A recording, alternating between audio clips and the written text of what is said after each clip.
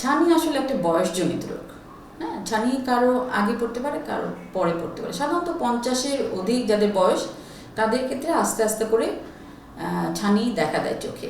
এখন আপনি যদি বলেন যে এটাকে আমি কি করে বন্ধ করতে পারি বা একদম যাতে না পড়ে তার জন্য আমি কোনো মেজার নিতে পারি কি না, সেটা আসলে সব ক্ষেত্রে নেওয়া সম্ভব হয় না। তবে যদি কারো ডায়াবেটিস থাকে, আমরা বলি যে ডায়াবেটিস যদি নিয়ন্ত্রণ করা যায় তাহলে ছানি বেড়ে যাওয়ার রেটটা তার কম থাকে।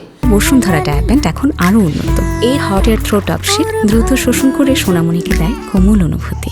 যেমন একটা হয়তো 2 বছরে 3 বছরে বাড়লো বা 6 মাসে বেড়ে গেল, কিন্তু যদি ডায়াবেটিস কন্ট্রোলে থাকে তার হয়তো ছানিটা আর একটু আস্তে আস্তে প্রোগ্রেস করবে। সেই ক্ষেত্রে সে চশমা দিয়েই অনেকদিন দেখতে পারবে। কিন্তু আবার এখানে একটা কথা আছে যে ডায়াবেটিস নিয়ন্ত্রণ থাকলে ডায়াবেটিসের চিকিৎসার জন্য কিন্তু ছানি একটু আগে আগে করে ফেলতে হয়।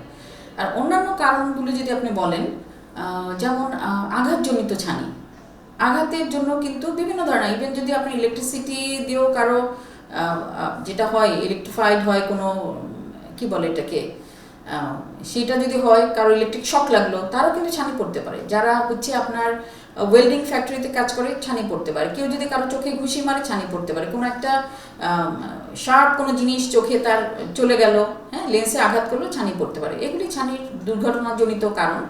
আরেকটা হচ্ছে চোখের প্রদাহ, বিভিন্ন তার ধরনের প্রদাহ হয় চোখে, বিশেষ করে ইভিয়াটিস যেটা আমরা বলি, ইভিয়াটিসের কমপ্লিকেশন হিসাবে বা জটিলতা হিসাবে ছানি পড়তে পারে।